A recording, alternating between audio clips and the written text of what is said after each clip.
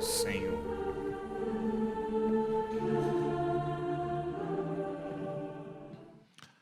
Caríssimos irmãos e irmãs, rádio ouvintes e também que nos acompanham pelas redes sociais. Hoje nós temos leituras aqui famosas, cruciais. Ezequiel, essa aqui é o ápice da preparação do Antigo Testamento na profecia. Toda a preparação de Deus no Antigo Testamento, com os profetas, visava essa profecia. Qual? De um dia, ele vir arrancar o coração de pedra humano e colocar um coração de carne. E ele nos ajudar a cumprir os seus mandamentos, que é o amor. Uma das maiores críticas que São Paulo faz à lei é que a lei ajuda você a seguir o caminho, te dá um norte, ela te dá a ponta, mas ela não te dá capacidade, ela não te dá força por si para cumprir. Então acaba que fica um peso. É aquilo que eu sempre falo, que hoje em dia a gente pode também transformar a vida religiosa num legalismo. Tudo é lei, pode e não pode, né? Repito, pela milésima vez, numa homilia eu tenho que denunciar o pecado e dizer a verdade. Mas não quer dizer que cada um que está aqui no meio, na missa, ou que vem à igreja, tenha que imediatamente pensar em cumprir ou não mandamentos. Porque não é essa a questão principal. A questão principal é essa aqui, ó. Porém um espírito dentro de vós, um coração. Farei com que sigais a minha lei. Ora, se aqui Deus coloca a responsabilidade nele para que nós sigamos a lei, então o essencial de uma pessoa que começa a participar da vida na igreja é que nós a levemos para Deus. Esse é o principal. Não é interessante nós colocarmos pesos demais sobre os mandamentos. Você pode isso, você não pode aquilo. Você está vestido assim, você está vestido assado, você está frequentando tal coisa, você não pode frequentar. Isso é um peso, né? Não é um momento. Isso vai acontecer naturalmente, movido ou movida pelo Espírito Santo. É o Espírito que vai mover a pessoa a se converter, pouco a pouco. O nosso papel, de gente que já está na igreja há muito tempo, é tentar apresentar Jesus, né? Por isso que a gente fica o tempo inteiro, Jesus, Jesus, venha, adora, missa, venha, venha, né? Ele não fica lá, não pode, pode. Não, venha, venha todo mundo. Padre, mas eu faço isso. Não tem problema, venha. Não, mas eu já matei. Venha. Não, mas eu estou em adultério. Venha. Não é? O principal é que mova o Espírito. Porque é o Espírito que vai fazer a gente mudar. Eu nunca, jamais faria o que eu faço hoje. Humanamente falando. Viver aqui com celibato. Nunca. Jamais. Se falasse para mim isso aqui há 15 anos atrás, Deus me livre. Se alguém falasse, vocês agora, Pablo, tem que fazer isso aqui em 2022. Larga tudo e vai fazer isso aqui agora. Eu ia suicidar. Não ia aguentar. Nunca. Agora, o Espírito Santo vai moldando, vai fazendo aquilo que é amargo se tornar doce, pouco a pouco, à medida que você vai abrindo o seu coração. Essa é a chave, né? Como o Salmo, hei de derramar sobre vós uma água pura e vos purificarei das vossas imundícies. E olha que belo, criai em mim um coração que seja puro, dai-me de novo um espírito decidido. Nós temos que pedir isso, né? Ontem foi falado do amor conjugal. Me dá o amor para amar meu esposo, minha esposa, mesmo enjoada, mesmo enchendo o saco, mesmo bêbado, mesmo sei lá o quê, viciado em jogo, mesmo petulante, que dá patada. Senhor, agora eu casei, me ajuda. Claro que violência não. Violência a igreja prefere que às vezes more separado porque tem riscos, né? Mas, tirando violência, a gente tem que pedir esse amor.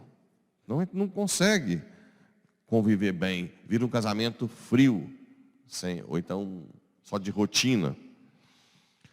E a outra coisa também, que Deus preparou a todo momento, é sobre o seu amor esponsal.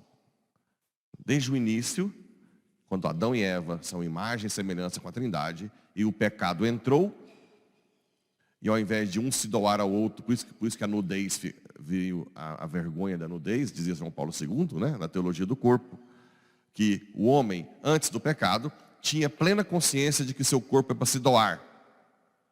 A mulher, idem. Por isso que o corpo, a nudez é de complementariedade de dois que se doam. Com o pecado, a vergonha veio pelo medo de ser usado. O corpo, né? Aí vem o pudor, a modéstia. Você protege o seu corpo de ser usado pelo outro. Antes do pecado não tinha isso. Por isso que não tinha vergonha. Mas a partir do pecado, aí com essa questão de usar o corpo, entrou a poligamia. E Deus teve que preparar de novo o seu amor esponsal, tendo como ápice o casamento do seu filho com a igreja. Por isso que ele está a costela lá, né? Assim como a costela de Eva. Então aqui, Deus está chamando o povo para o casamento do seu filho, o pai. Que é esse casamento com a igreja. Só que o que acontece? Aconteceu naquela época e acontece hoje. Todo mundo estava ocupado demais, né? Não, padre, eu tenho tanta coisa. Nossa, lá na empresa eu saio muito tarde, né? Tem uns que não, até passa a hora, não tem nem vergonha de falar. Fala assim, o domingo é o que eu tenho para descansar, né? Eu só tenho domingo para descansar. Se você soubesse o que esse descanso seu vai gerar. Que tormento que não vai ser, né? Outros, não, padre, eu vou para a fazenda, eu vou para a chácara. É difícil de vir. Parece que as coisas não mudam tanto, né? É que eu resolvo meus problemas no final de semana. Eu levo para casa as coisas para fazer. Não dá, padre, para ir todo domingo à missa. Não dá para tirar um tempo. E olha o que Deus fez, o pai aqui, vamos falar o pai, né? Primeiro ele convida, preparei o banquete, depois ninguém quis. Está todo mundo preocupado com outras coisas. O rei ficou indignado e mandou as tropas para matar os assassinos. Que coisa violenta. O que seria isso? Sempre na Bíblia você tem duas formas de analisar.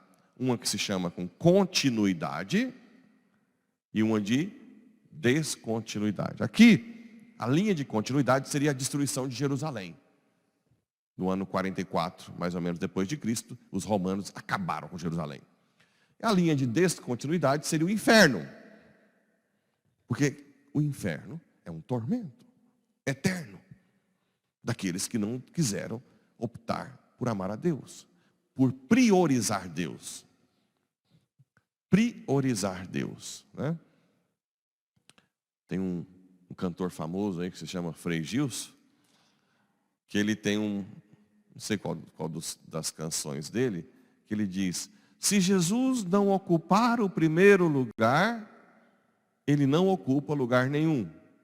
Não é isso? Por quê? Porque ou você prioriza Deus, colocando em primeiro lugar, e submete todas as coisas a Ele, ou, se você tira do primeiro lugar, você está fazendo Deus de seu serviçal. Você vai usar Deus para as suas coisas.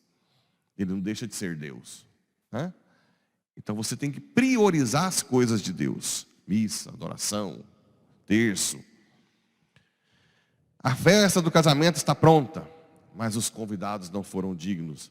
Aqui tem Mateus escreve, chame os bons e os maus. Ide às encruzilhadas e convidai à festa o que encontrardes, né? Maus e bons. Uai, como assim? Isso aqui deu pano para manga. Muitos tentaram entender por que chamam maus e bons. E lá na frente, fala que uns não estavam com traje de festa. Não é verdade? Não fala aqui? Amigo, como encontraste aqui sem o traje de festa? Mas o homem nada respondeu. E Deus falou, o pai, amarra os pés e as mãos e jogai-o fora. Ali haverá choro e ranger dos dentes. Bem, a explicação que os biblistas encontram é que Mateus, sendo judeu, ele coloca maus e bons entre judeus e pagãos. Ok? Ou seja, em Lucas não fala maus e bons, fala chamai todos, coxos, né? Mateus fala maus e bons, seria judeus e pagãos. E quem é o que não tem o traje da festa? Bem, independente de ser judeu ou pagão, aquele que tem um coração puro para amar. É isso. Aquele que está sem traje de festa seria aquele que não se abriu ao amor. Essa é a diferença. Não importa quem seja, judeu ou pagão, mas o coração tem que estar aberto a amar, né? É essa abertura. Por isso que a igreja sabiamente coloca essa leitura com Ezequiel. Colocarei o meu espírito dentro de ti. É aquela pessoa que tem que estar dócil. Reconhecer que nós não somos capazes de amar como deveria e deixar o Espírito Santo amar em nós. Se você tem isso na cabeça, dificilmente alguém vai te tirar do céu. Porque você já sabe que você não presta. E deixa o Espírito Santo agir. O que mais precisa, né? Logo, logo, estaremos vários santos na Paulo VI. Quem sabe até mártires, né? Que dão a vida. E sem sofrer tanto. Porque não é pela nossa força, mas por graça do Espírito que Deus colocou em nós. Assim seja. Amém.